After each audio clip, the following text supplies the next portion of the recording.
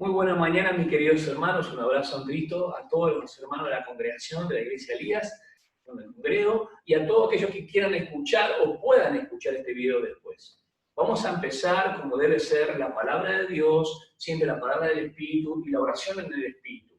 Oramos en esta mañana. Dios Padre, te alabamos porque tú eres bueno, porque tú eres santo y eres digno de toda gloria y alabanza. Tu nombre es exclusivo. En este sentido, Señor, exaltamos y te adoramos. En este sentido también queremos que nuestro corazón y nuestra mente y nuestros pensamientos estén cautivados por la obra de Cristo, nuestro Señor y Salvador. Espíritu Santo, es imposible hacerlo si tú no nos asistes. Moras en nosotros y estás por nosotros. Confiamos en ti que esta palabra la vas a enviar, Señor, a cada corazón para nutrir, para hacer crecer, para afirmar los pasos, para generar solidez espiritual, Señor, y tengamos recompensa y galardones cuando tú vengas a buscarnos. Todo lo que hacemos en esta tierra, en nuestro cuerpo, según lo que dice Pablo a los Corintios, 2 Corintios 5:10, lo que hagamos en el cuerpo, sea bueno o sea malo, recibirá recompensa. Que nuestras vidas puedan ser sobreedificadas sobre la roca que es Cristo, nuestro Señor y Salvador. Por amor a tu nombre, Señor, abre nuestros oídos para poder comprender tu verdad y que esta prédica, que obviamente va a ser expositiva, del libro y el Evangelio de Juan, pueda ser significativa para cada uno de mis hermanos. Y las implicaciones que tiene son tremendas, son poderosas. Oh Dios mío, que nos lleven a una adoración genuina y verdadera. En el poderoso nombre de Jesús. Amén. Bien, el título que le di a esta prédica, ¿sí? Como el Evangelio de Juan no es una carta cristológica, aunque muchos dicen que sí, vemos que tiene aspecto de la cristología. ¿Por qué? Porque la cristología es una rama de la teología estudia acerca de Dios, es una rama de la teología que tiene que ver con el estudio, escuchen bien, de la persona y la obra de Cristo, por eso cristología. Cuando nosotros encontramos el Evangelio de Juan, tenemos que entender quién es el autor, ¿sí? ¿Cuándo lo escribió? ¿Hacia quiénes se dirige la carta, los destinatarios? ¿Sí? Y hablando también de la fecha, o de dónde, el lugar. Entonces entendemos que Juan, no, ustedes ven en el Evangelio de Juan, no dice yo Juan, no lo dice, no se da a sí mismo el nombre, no se autodenomina, pero vamos a ver un pasaje importante donde entendemos que es el discípulo Juan el que escribe. Vamos a ver el propósito del libro, que también está en Juan. Los destinatarios, tanto judíos como gentiles, porque está hablando la iglesia y está hablando los cristianos. Y ya el primer versículo del capítulo 1 de Juan, que vamos a ver desde el 1 hasta el 18, va a empezar con una afirmación teológica colosal. Que el Señor pueda darnos luz y entendimiento. Así que cada uno puede seguir desde su Biblia y acompañarme. Voy a dar el título, lo voy a decir, pero también lo voy a copiar en el pizarrón. El título que le puse a esta prédica es El misterio de las edades. El misterio de las edades. Lo voy a poner en grande.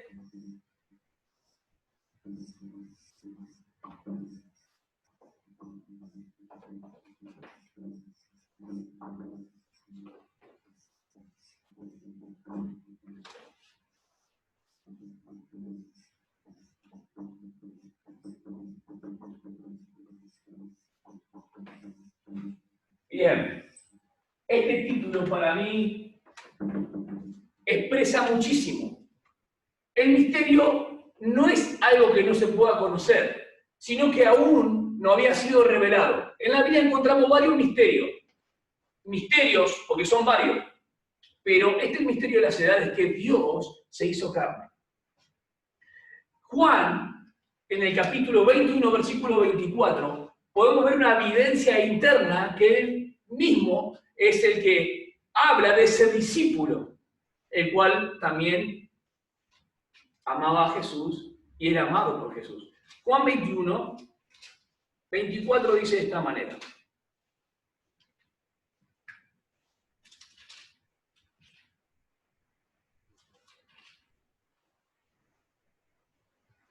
Este es el discípulo que da testimonio de estas cosas y escribió estas cosas y sabemos que su testimonio es verdadero. ¡Wow! Lo mismo que sucede en la primera carta de Juan, es el mismo discípulo que escribe las 3 cartas, primera, segunda y tercera de Juan. Es el mismo discípulo al que Jesús amaba, del que él habla en tercera persona. Entonces, entendemos que Juan es el autor del Evangelio. Este Evangelio es significativo porque Mateo, Marco y Lucas van a narrar los eventos de Jesús. Pero Juan le va a dar significado en la interpretación a esos eventos. Por ejemplo, en Mateo, Marco, Lucas y Juan encontramos el milagro de la multiplicación a esa multitud que, bueno, dice 5.000 personas. Juan también hace eso. Después de esa multiplicación da la interpretación, el mensaje de Cristo como el pan de vida. Le da el significado al evento que produjo que esas multitudes puedan comer ese pan, y ahora una homilía o un sermón de Jesús interpretando todo el significado de dicho evento. Juan es distintivo en el carácter cuando empieza el Logos. Va a hablar de Dios hecho carne, va a hablar del Hijo de Dios. Ahora Mateo muestra a Jesús como el Rey de Israel, el Mesías. Marcos va a mostrar hacia los gentiles y los romanos como el siervo sufriente. Lucas tiene un carácter donde muestra a los gentiles griegos que el Dios hombre, su humanidad. Y Juan va a mostrar de que Dios se hizo carne, es el Hijo de Dios, va a mostrar su mesianidad, pero también su divinidad. Y esto es muy importante porque las señales que hay en Juan marcan y autentican que era el Mesías prometido, que es el Cristo, el Hijo del Dios viviente, que es el Emanuel, el Dios con nosotros. Y esto empieza desde el primer versículo. Si quieren hacer un bosquejo bien simple, tienen solamente que colocar versículo del 1, hablando del capítulo 1, hasta el 13, y después capítulo 1, versículo del 14 al 18. Y en la primera parte, estamos hablando del Logos, ¿quién era? ¿Quién era? El Logos. Y en la segunda parte, lo que llegó a ser. O quién llegó a ser. Lo que llegó a ser. Pasa que nunca dejó de ser.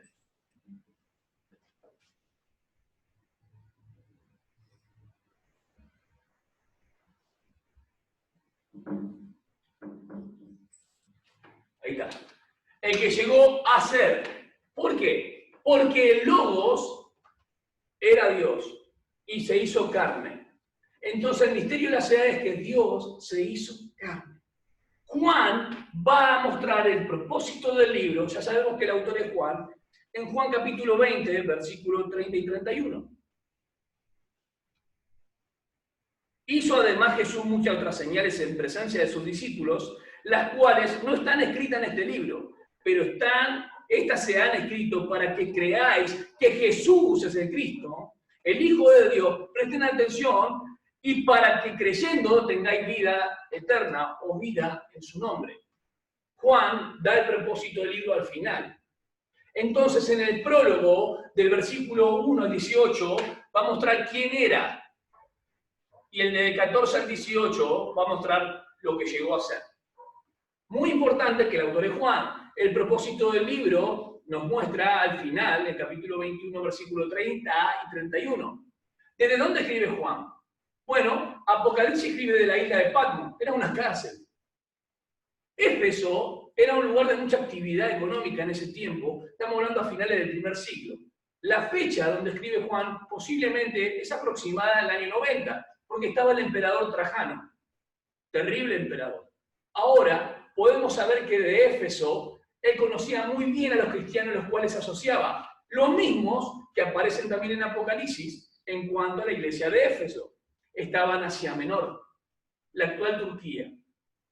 Los hermanos eran conocidos del apóstol y el apóstol los conocía muy bien. Esa iglesia había sido fundada, según Hechos 19, por el apóstol Pablo. Entonces tenemos el lugar, tenemos la fecha, ya dijimos el autor y el propósito del libro. Ahora, ¿qué quiere mostrarnos Juan? La gloriosa persona del Hijo de Dios que llegó a ser. Llegó a ser algo que nunca fue antes. Entró en la experiencia humana. Se aproximó al hombre y se aproximó al hombre. ¿Para qué? Morir mi muerte, tomar mi lugar y darnos vida. Esa es la gloriosa persona de Cristo. Por eso habla de los sentidos en la primera carta de Juan, lo que hemos visto, lo que hemos oído, lo que hemos tocado, lo que palparon. No la contaron por ahí nomás. Nosotros estuvimos con Él y vimos su gloria. Entonces vamos a introducir con Juan el misterio de las edades. Es esto, que Dios hizo carne.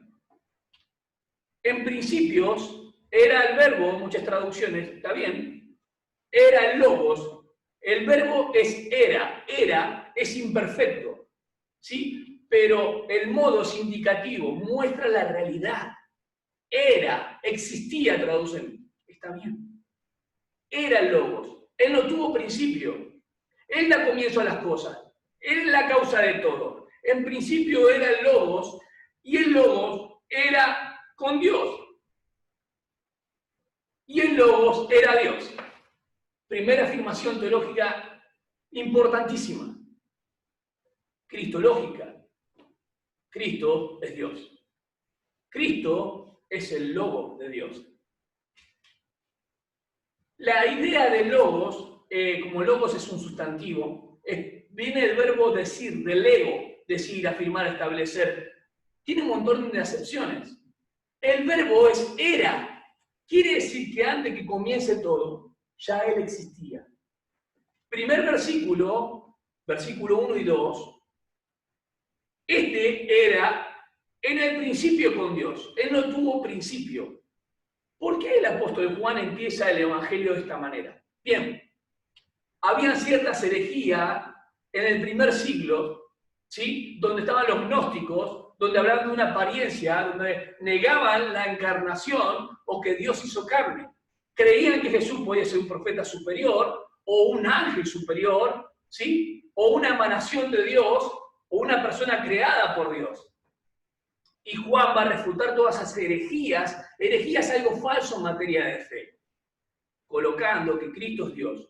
No lo hace principalmente para la defensa, lo hace mostrando la realidad y verdad, expresando que el Logos no solamente es creador de todas las cosas, sino que todo fue hecho para Él. Lo mismo que habla Colosenses el apóstol Pablo. Ahora, solamente el agnóstico, los que creían en una apariencia, los que creían que Dios nos hizo carne, los que creyeron en algún momento que Jesús, a través del bautismo sobre el Espíritu Santo, vino sobre Él, pero en la cruz lo dejó. No, también estaban las herejías promovidas por los cerintos, ¿sí? Y también los ebionitas y nicolaitas que tomaban los puestos y la jerarquía y demás. Negando un montón de cosas en cuanto al detalle y la suficiencia de la obra de Cristo Jesús. ¿Por qué, hermanos? Porque cuando entendemos y vincula el apóstol Juan, lo que comunica vida comienza lo que vemos en la escritura en el Génesis. En el comienzo, comunicación de vida en el comienzo y culmina con la encarnación. Si una persona niega la encarnación, no tenemos redención. Si una persona niega la cruz de Cristo, no hay resurrección. Y si no hay resurrección, todavía seguimos muertos en delito y pecado. Por eso es muy importante, como doctrina vertical, entender primero la encarnación, el nacimiento virginal, que dice Isaías 7:14. Hablaba del Emmanuel, Dios con nosotros, ¿sí? Otra cosa es la cruz de Cristo. Es el centro del Evangelio de Pablo y mi mensaje y mi prédica va a ser cristocéntrica. Y otro también aspecto importante, la resurrección. Todo eso tiene que ver con la obra de Cristo. No hay redención si no hay encarnación. Entonces el apóstol Juan empieza no solamente como defensa, sino afirmando esto tan fuerte, de manera contundente, una verdad teológica. Él era Dios en el principio. En el principio, no de un comienzo de Él. En el principio, antes que todas las cosas fueran creadas. Entonces tenemos versículo 1 y versículo 2, que Él, el Logos de Dios, ya sabemos que es el Hijo, es preexistente, tiene la eternidad, es eterno, antes que todas las cosas. Versículo 3 dice, todas las cosas por Él fueron hechas, y sin Él nada de lo que había sido hecho fue hecho. En Él estaba la vida, y la vida era la luz de los hombres. La luz de las tinieblas resplandece, y las tinieblas no prevalecieron contra ella, o no pudieron distinguirla. Bien, versículo 1 y 2 vemos una verdad fundamental, la preexistencia del Logos, el Logos preencarnado. Pero en el versículo 3 dice, todas las cosas por Él fueron hechas. Ya nos habla de la operación del Logos, escuchen, antes de encarnarse. Del 3 al 5, vemos la operación del Logos, la actividad que había. Ustedes ven Génesis 2:17, también ven 1:26. Hagamos al hombre. ¿Quién estaba ahí? Algunos pueden decir, pero acá me habla de que Dios envía el Logos y el Espíritu Santo está. El plural, cuando se usa también Elohim, hagamos. El Logos estaba en el principio, por medio del Logos fueron hechas todas las cosas, y para Él también. Entonces vemos que Dios, todo lo que quiere expresar, comunicar, hermanos, y revelar, lo hace mediante el Logos. El Logos es la palabra encarnada. El Logos vino a la existencia para hablar, y existencia me refiero a través de la concepción, se hizo carne, para hablar el lenguaje humano todo lo que Dios quería comunicar. Por eso el Logos no solamente es el creador, el Logos es el revelador. Y el Logos es el comunicador de vida. Expresa no solamente la persona divina, sino que expresa la mente del Dios infinito. Todo lo que Dios desea, todo lo que Dios piensa y todo lo que Él es, está en la revelación final y completa que Dios quiso revelar en Cristo Jesús. Todo lo que quiso decir Dios, lo dijo en forma como discurso final y completo según Hebreos capítulo 1 del 3. Nos habló por Hijo. Las personas quieren conocer a Cristo sin las Escrituras. No podemos conocer solamente a la persona y decir, bueno, es Dios. Contra esto no va a chocar nadie. Entre comillas, todos de una u otra manera dicen amar a Dios. Pero no se puede conocer a Dios invisible sin la persona y la obra de Cristo que lo dio a conocer. Entonces tenemos, versículo del 2 al 5, la operatividad, la acción del Logos preencarnado, antes de encarnarse. El misterio de las edades es Dios hecho carne. Es el Emmanuel, Dios con nosotros. Esa palabra Emmanuel es Dios con nosotros. Entonces es importante poder ver el testimonio de Juan que le sigue. Antes quiero decir varias cositas que están vinculadas en el Evangelio de Juan, ustedes la van a ver. Verdad, vida, luz. Y hay elementos que nosotros son indispensables aún en nuestra naturaleza. Fíjense, es indispensable la luz, es indispensable el agua, es indispensable el aire y también el alimento. Ahora, Él es la luz de vida. Él es el agua de vida eterna. Él es el viento, habla del Espíritu Santo, y el aire por el cual realmente sustenta nuestras vidas y nos da oxígeno. Él es el que lo llena.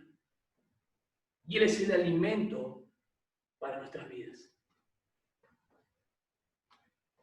La persona gloriosa de Cristo en la manifestación de su encarnación.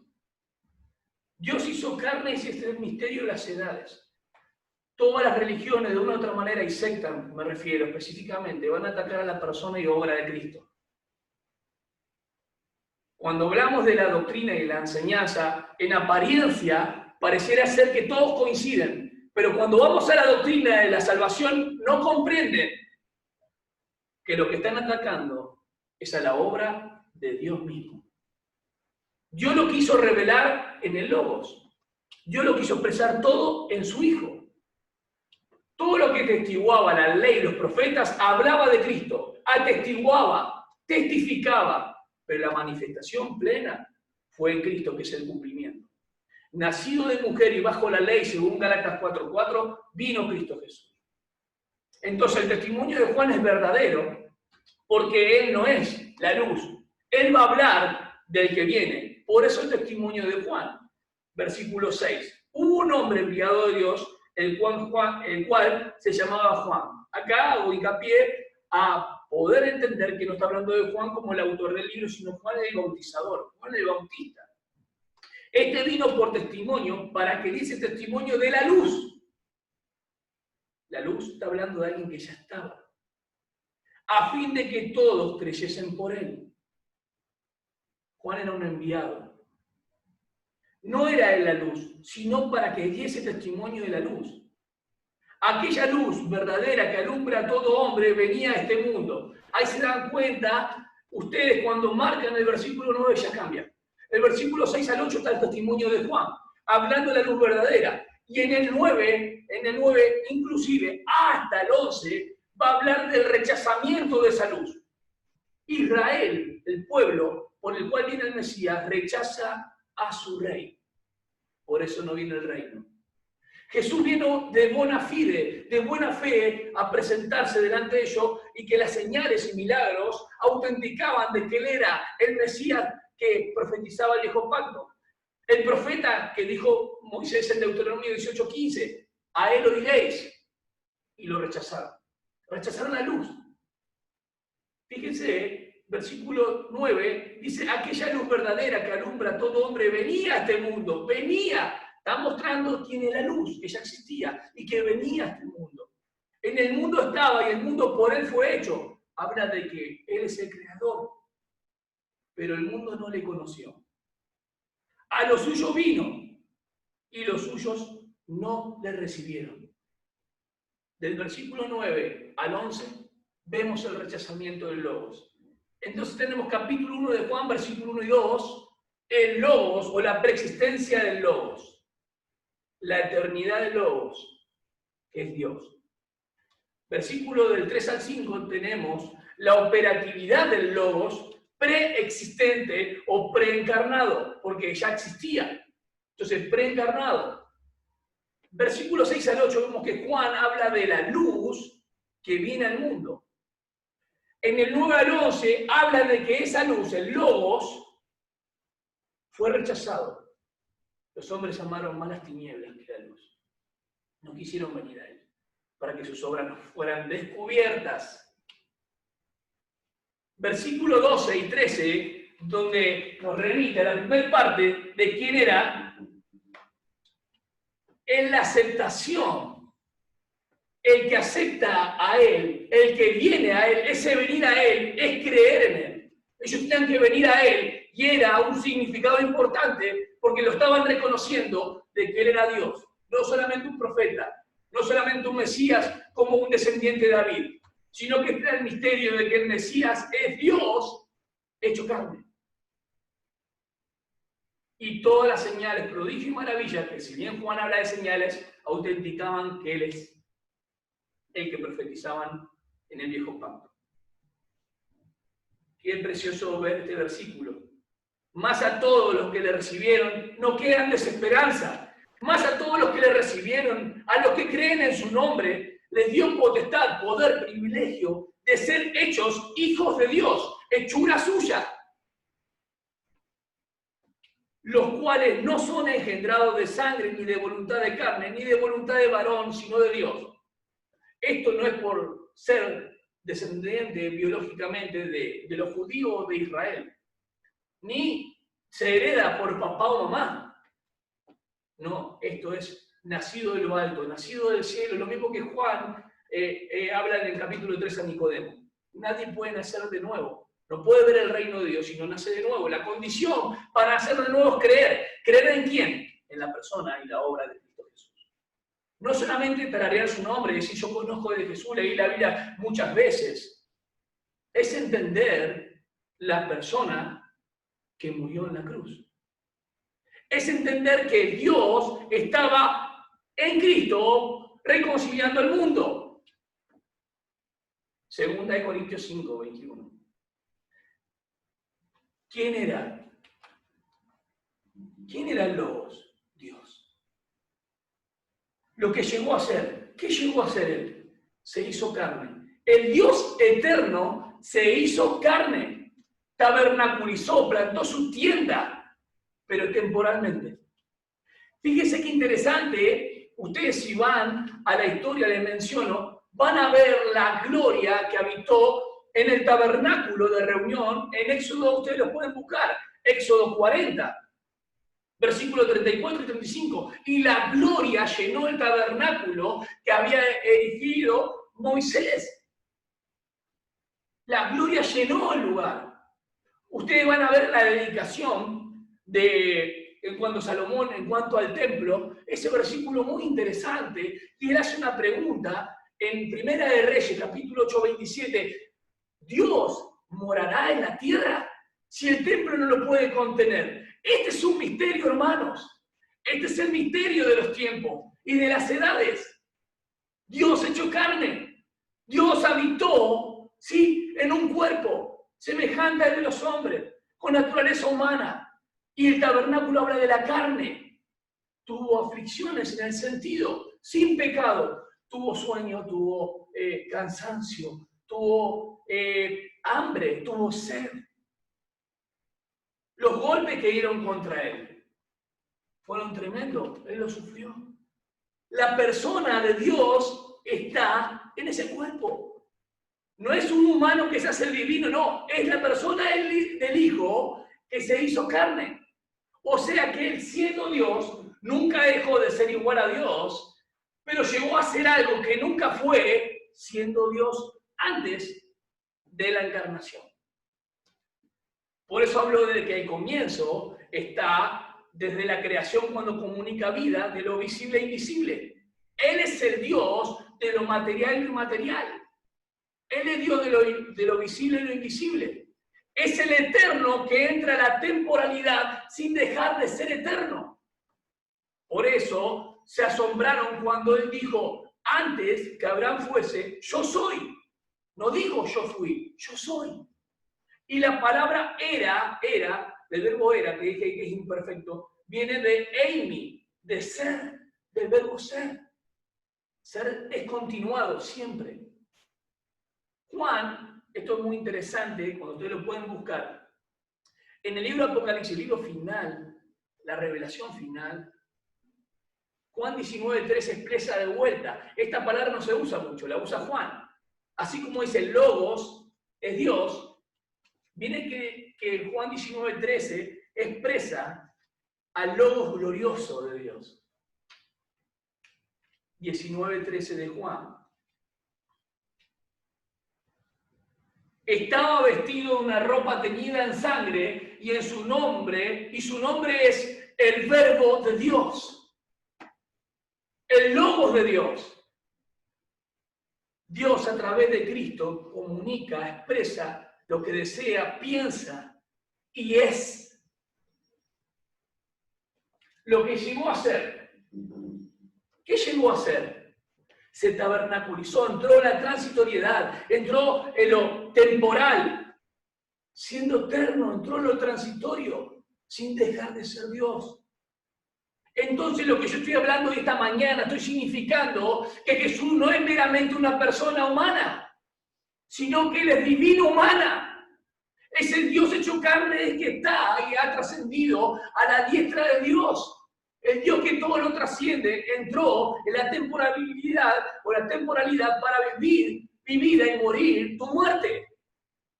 ¿Y por qué digo vivir mi vida? Porque Él sufrió. Porque Él tuvo agonía, tuvo dolor. Fue vituperado, menospreciado. En Mateo 27 al final, después de que Pilato, ya el versículo 25 lo da, los soldados del 26 en adelante hacen lo que quieren con Jesús. Los escupen. Le ponen una corona de burla, siendo el rey de reyes.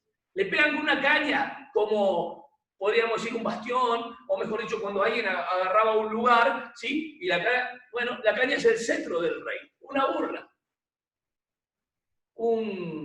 Podríamos decir una túnica de escarlata. un triste ropaje de algún soldado usado, mostrando como algo militar, como un revolucionario, lo cual él no era. Es el Dios hecho carne. Es el que en Juan podemos ver por lo menos 4 lugares donde a él, si bien leemos que lo asesinaron cruelmente, no estamos olvidando una verdad importante y vertical de las Escrituras. Nadie puede dar algo que no tiene. Nadie puede ofrendar su vida si no le pertenece. Nosotros no podemos dar esa vida sino promovida por Cristo. Él sí pudo dar su vida. Nosotros, y por ende, porque hay alguien que nos marcó ejemplo, nos puso pisada firme, diciendo: a mí nadie me quita la vida, sino que de mí mismo la entrego. Entonces, el Logos no solamente expresa la persona de Dios, sino la mente del ser divino.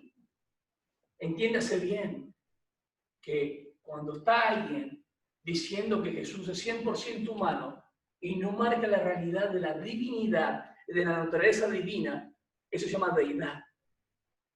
Es Dios hombre, no es Dios y hombre, no se mezclan, sino que hay una unión hipostática, se llama en griego, hipóstasis, en cuanto a teología obviamente, tiene que ver con que la persona es la que llega a ser carne.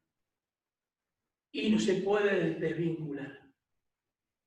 Por eso el misterio tan grande de que, así como el misterio de las edades, que Dios hizo carne, este Dios que se hizo carne fue el que va a la cruz y va a reconciliar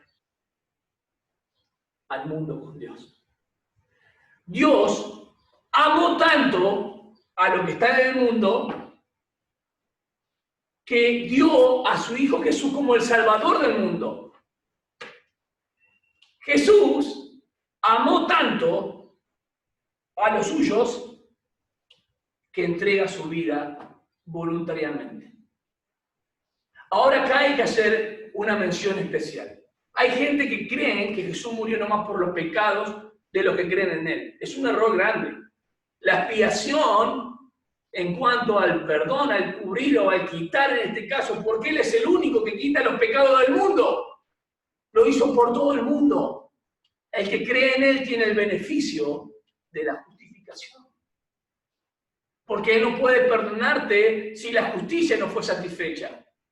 Y acá entraríamos en otros temas teológicos. Lo que quiero significar que el que hace las paces con Dios es Cristo Jesús. El que se pone como mediador es Cristo Jesús. No solamente es el creador, no solamente revela al Padre de manera perfecta, sino que lleva a cabo una obra de la cual resulta, escuchen bien, tu vida eterna, el perdón de los pecados.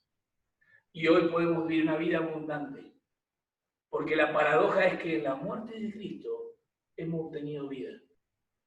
Por eso siempre tenemos que pensar y dirigir nuestra vida hacia la cruz, donde nuestros pecados fueron cargados. ¿Quién los cargaba? Si nuestra deuda es eterna, tuvo que ser eterno.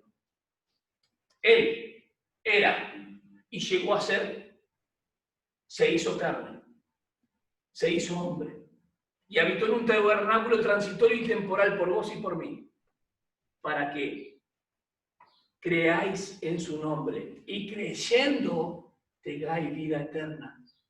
Para que creáis, miren, o para, escuchen, de tal manera amó Dios al mundo para todo aquel que en él cree. Siempre el creer es la única condición para salvación. No se añade arrepentimiento, ninguna obra de obediencia. No, hermanos. La gloria que llenaba el templo en el tabernáculo de Moisés, en Éxodo 40, 34 y 35, la gloria, la Shekinah, que cuando dedicó el templo Salomón y dijo, ¿habitará Dios en la tierra? Esa gloria vino a su pueblo y su pueblo rechazó la gloria de Dios. Es interesante que Ezequiel, capítulo 9, capítulo 10, habla que la gloria que estaba justamente dentro de lo que es el arca, sale entre medio de los querubines y se eleva y se va. La gloria viene, pero ahora no en un arca, no en un templo de edificación por manos de hombre. La gloria viene a la experiencia humana y hablando el lenguaje humano, haciéndose carne. Y ellos amaron más las tinieblas que la luz. El que era en un principio llegó a ser algo que nunca había sido en la experiencia humana. Dios, habiendo hablado muchas veces a los padres por los profetas, ahora nos habló en Hijo. Por eso consideremos a Cristo Jesús. Consideremos su humanidad, pero su deidad. Es Dios hecho carne. Por eso cuando se habla de la parte teológica, esto es muy importante. Es una vinculación teos Dios, antrópica, antropos es hombre, es divino humano. El Dios creador es también el revelador del Padre. El Dios creador y revelador del Padre es también el Redentor. Entonces, siguiendo con Juan,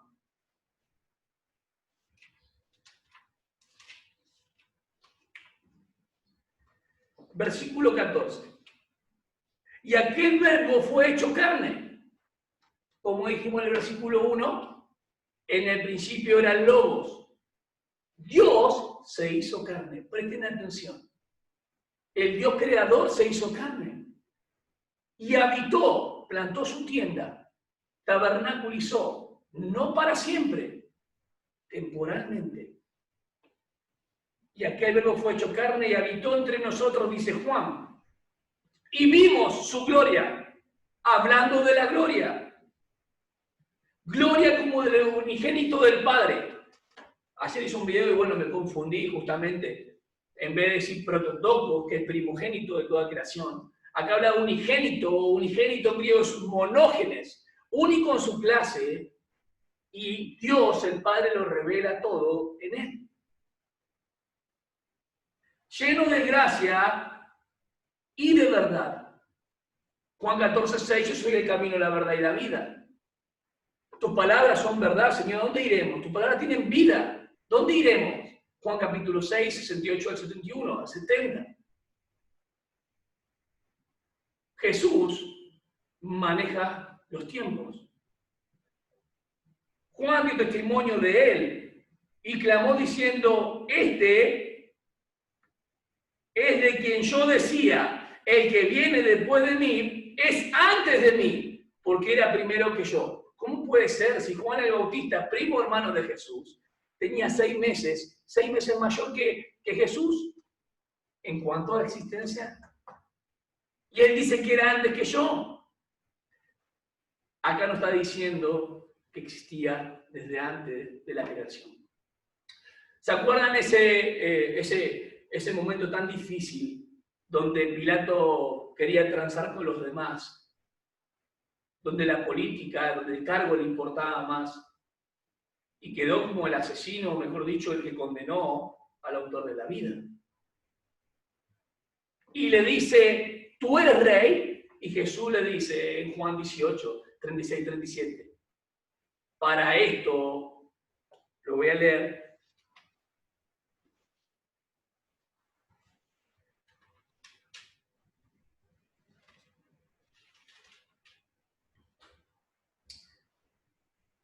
Le dijo entonces Pilato, versículo 37, capítulo 18, luego, ¿eres tú rey? Respondió Jesús, tú dices que yo soy rey. Yo para esto he nacido. Nacido es en la temporalidad, en la concepción. Dios se hizo carne. Pero fíjense lo que dice acá. Y para esto he venido al mundo, para dar testimonio de la verdad. Todo aquel que es de la verdad oye mi voz. Oír al Hijo es amar a Cristo. Oír a Cristo es amar a Dios Padre. El cristianismo tiene que ver con Cristo. Y Cristo es Dios.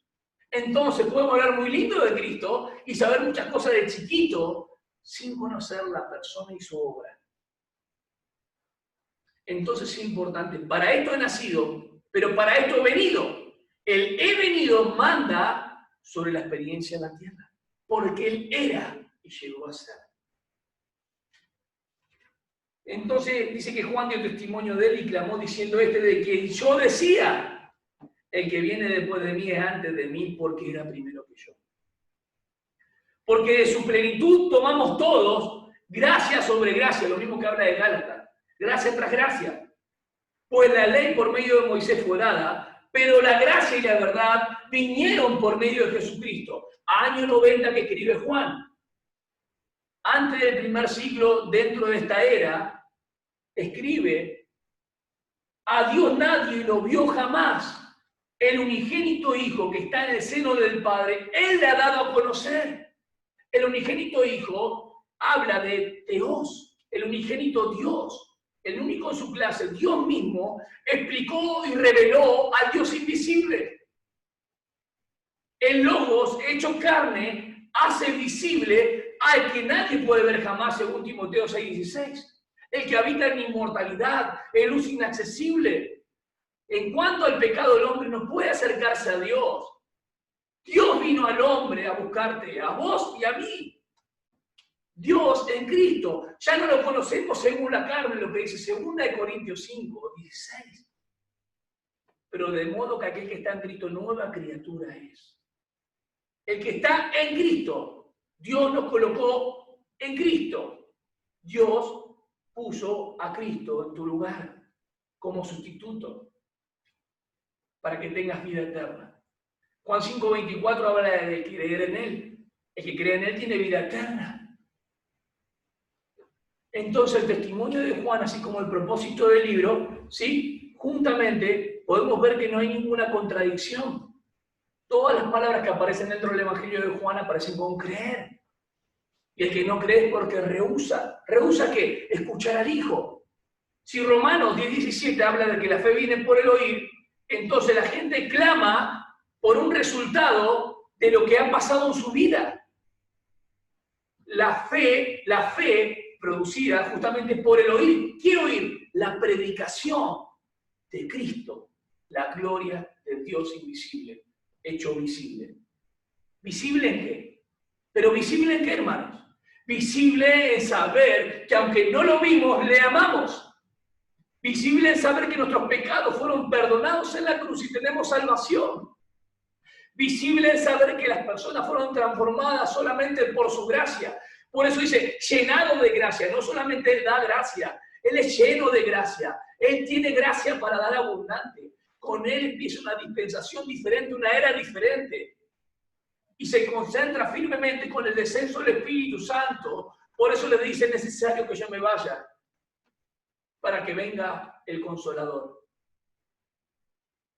Él tabernaculizó, plantó su tienda, mostrando testimonio, verdad, mostrando que Él hacía visible al invisible. El misterio de las edades, que Dios se hizo carne y reveló, explicó, exegesato, viene de exégesis, es sacar a la superficie. Explicó a Dios lo que piensa, desea y quiere del hombre. ¿Qué quiere del hombre? Lucas 9:35. Oír al Hijo. ¿Cuál es la voluntad del Padre? Oír al Hijo. ¿Cómo una persona puede nacer de nuevo? Oír el Evangelio de la gracia, que es Cristo. Murió, fue sepultado y resucitó. Hay muchos aspectos importantes dentro del libro de Juan y quiero marcar 4 que hoy al principio los dije, solo los mencioné. Él da su vida voluntariamente. Nadie le quita la vida al lobo que se hace carne. Entró la experiencia humana y dijo, aún no ha llegado mi hora. Juan 2:4, Juan 7:30, Juan 13:1 y Juan 17:1. Bien simple para memorizar. Juan 2:4 dice de esta manera. Jesús le dijo, ¿qué tienes conmigo, mujer? ¿Qué hay en común entre nosotros? Aún no ha venido mi hora. Dios se hizo carne y le habla él a María, la madre de Jesús en la tierra, y le dice, no hay nada en común. ¿Cómo? Todavía no ha llegado mi hora. María no entendía lo que estaba hablando Jesús. Lucas lo dice. La obra de la cruz. Todas las personas consideraban que el Mesías vive para siempre. Imagínese sus discípulos mismos como le temblaban las piernas cuando él hablaba que le era necesario morir y padecer mucho y ser crucificado. Pero ¿saben cuándo habló abiertamente Jesús de eso? Cuando Pedro, Mateo 16:16, dice, tú eres el Cristo, el Hijo del Dios viviente. Ahora le voy a enseñar lo que es necesario que el Hijo del Hombre padezca mucho, ser menospreciado y vituperado, crucificado, muerto y resucitado el tercer día. Tremendo. No antes. El que podamos adorar al Señor viene por una revelación de su palabra. El que podamos comprender más de la persona y la obra de Cristo, de quién es y lo que hizo, viene por la iluminación de la autorrevelación de Dios mismo. ¿Queremos a Cristo? Amemos su palabra. Juan 2:4, cité recién. Juan 7:30 dice, entonces procuraban prenderle, pero ninguno le echó mano, porque aún no había llegado su hora. Segunda mención del libro de Juan. Vamos a Juan 13:1, cuando está en la cena con los discípulos del Cordero Pascual, pero antes del lavamiento del pie, los pies de cada uno de ellos, dice, antes de la fiesta de la Pascua, sabiendo Jesús que su hora había llegado, amó a los suyos que estaban en el mundo, los amó hasta el fin. Los amó hasta el fin, sí, hasta Judas también lo amó hasta el fin. Judas estuvo en la primera parte, él no estuvo en la institución de la cena, él estuvo en la parte del Cordero Pascual. Los amó hasta el fin. Pero su hora había llegado, sabiendo que su hora había llegado. Entonces nos encontramos en Juan 17, ya al final, en las últimas horas. Versículo 1.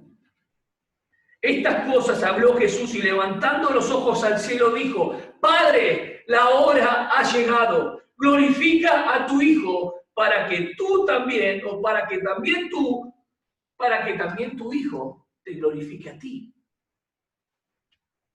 Glorifica a tu Hijo para que también tu Hijo te glorifique a ti. La hora ha llegado, ¿de qué está hablando? La encarnación tiene un propósito. Dios manda a Cristo a su Hijo y lo pone como propiciación. Dios se hizo carne para ir a la cruz y satisfacer la justicia de Dios. Lo que emana de la cruz es salvación, vida eterna, gozo, paz, abundancia. ¿Cómo voy a menospreciar esta salvación tan grande que nos fue dada solamente por la obra del Calvario? Aún no ha llegado mi hora, aún no ha llegado mi hora. Habiendo y sabiendo que la hora había llegado, Cristo dijo, Padre, glorifícame. ¿Por qué? Porque yo estoy glorificado en el ministerio, lo he hecho todo. Lo he hecho todo y ahora voy a la cruz. Y cuanto, aunque estoy con angustia mortal, no puedo esquivar la cruz. Hermanos, en esta mañana nos concentramos en quién era y quién es. Que tengamos un poco más de devoción por saber que nuestro Dios se hizo carne. Él es el Logo encarnado. En Él habita corporalmente la plenitud de la deidad. Entonces, cuando ustedes van a Colosenses, van a encontrar algo maravilloso que el apóstol Pablo lo va a decir de esta manera. Porque tiene que ir con la reconciliación por medio de Cristo. Él es el mediador y Cristo se hizo carne. Entonces Él va a la cruz como medio. Como el sumo pontífice, el que hace puente. Éramos enemigos de Dios y ahora somos amigos. Éramos extranjeros y ahora estamos cerca e íntimos con Él. Éramos merecedores de muerte eterna y ahora nos llama no solamente hijos, sino que perdonó nuestros pecados. Éramos deudores y Él pagó nuestro precio. Estábamos condenados en esclavitud de pecado y nos rescató del imperio de la muerte. Él es la imagen del Dios invisible. ¿Quién? El Logos. Él hace visible al invisible. El primogénito de toda creación. Él no fue creado. Él es el que crea. Todo tiene una causa. Y la causa es porque Él lo hizo. Él no es creado, entiéndase bien. La causa de todo está en que fue hecho por medio de Él y por Él. Porque en Él fueron creadas todas las cosas, las que hay en los cielos y en la tierra, visibles e invisibles, sean tronos, sean dominios, sean principados, sean potestades. Todo fue creado por medio de Él y para Él. Y Él es antes de todas las cosas y todas las cosas subsisten en Él. Es el creador, es el Dios revelador. El Hijo revela a Dios Padre. Él es el primogénito de toda la creación, de todo lo creado. Y Él es el que dice, versículo 18, Pablo le dice esto. Escuchen bien, que esto no ha sido creado porque sí dejado a la suerte. No es por aionas, por emanaciones. No es que Jesús, que ustedes piensan que es un ser creado. Él es el creador. Él es la cabeza del cuerpo que es la iglesia. El que es principio, el primogénito de entre los muertos, ya habla de la resurrección, para que en todo tenga la preeminencia, por cuanto agradó al Padre que en él habitase toda plenitud. Presten atención que cuando habla de acá, para que Dios le agradó al Padre que habitase toda plenitud, no está hablando de la plenitud de la deidad como Colosenses 2:9. Acá está hablando para que lo que agradó al Padre es que en él habitase la plenitud ¿de qué? De toda la obra de la redención. Tremendo. Tremendo. Por cuanto agradó al Padre que en él habitase toda plenitud. Y pareciera ser que dice, bueno, Dios hizo carne igual que Colosenses. No, hermano, acá está hablando de lo que va a hacer por medio de su vida en cuanto a la obra de reconciliar lo que estaba perdido. Versículo 20, y por medio de reconciliar consigo todas las cosas, así las que están en la tierra como las que están en los cielos, haciendo la paz mediante la sangre de su cruz. El versículo 20 resulta de lo que viene diciendo. Él es la cabeza de la iglesia, la cabeza del cuerpo, pero a Dios le agradó, Dios Padre agradó que en Él habitase la plenitud de todo. Él tenga la preeminencia de todo. Él es el centro de la historia. ¿Es el centro de tu vida y mi vida? ¿Vas a amar más a Cristo? ¿Te das cuenta que hemos creído y tenemos que seguir creyendo en Él para tener una vida abundante? Porque la vida eterna ya la tenemos en Él. Y se hará manifiesta como 1 Juan 3:2, cuando seremos conocidos como Él nos conoció. ¿Para qué o por qué este misterio de las edades, de quién era y llegó a ser? ¿Cuál fue el propósito? Juan 19:30. Cuando hablé que la comunicación de vida empieza con la creación del Logos, que hace todas las cosas, y culmina con la encarnación, esa encarnación tiene un objetivo y un propósito. Cuando estaba Jesús en la cruz, versículo 30, dice, cuando Jesús hubo tomado el vinagre, dijo, consumado es. Y habiendo inclinado la cabeza, entregó el Espíritu. Canceladas toda la deuda, todos nuestros pecados. Él lo cargó todo. Todo lo que era en contra de nosotros, Él lo llevó de forma completa, permanente y para siempre. Descansemos en el Logos hecho carne. Descansemos en la cruz de Cristo. Entendamos su divinidad y su humanidad. A medida que nos compenetremos en su palabra y ahondemos más en las profundidades del río de la gloria de Cristo, amaremos más a nuestro Señor. Amaremos más a nuestro Señor, iglesia. Tengamos un corazón para Él. Juan 10:11. Yo pongo mi vida de mí mismo. Yo soy el buen pastor que da su vida por las ovejas. En el viejo pacto los corderitos y los terneros morían por las personas. Acá es el buen pastor que da su vida por las ovejas.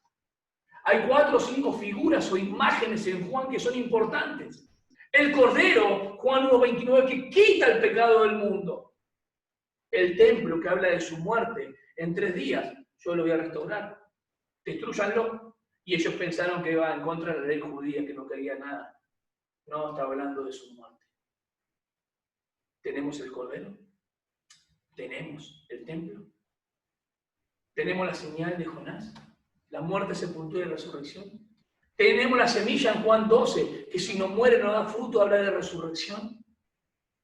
Y algunas primeras figuras podían dar una forma negativa en cuanto al cordero que muere, o en cuanto al edificio que es destruido y pareciera que queda en sufrimiento, en dolor y agonía.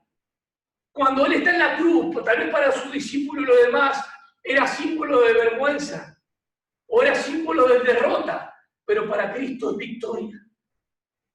Cuando Jesús estaba en la cruz, para otro era símbolo tal vez de debilidad, pero para Dios era símbolo de poder. No hay gloria sin sufrimiento. No hay corona sin cruz. No hay cristianismo sin Cristo. Les mando un gran abrazo, mis queridos hermanos, que podamos comprender que Él lo hizo todo. ¿Por qué el Logo se hizo carne? Para que vos y yo podamos estar junto con Él. Padre, donde yo estoy, ellos también estén. Dios, te alabamos y te bendecimos, tu palabra es abundante, suficiente y nos cautiva, nos compromete a servirte con amor, con ahínco y con fuerza. Abre los oídos de cada uno de mis hermanos, los que escuchen el video, para que pueda ser de mucha bendición. En el poderoso nombre de Jesús, el autor y consumador de nuestra fe. Amén. Hasta acá, hermanos, muchas gracias a todos. Realmente que sea de bendición.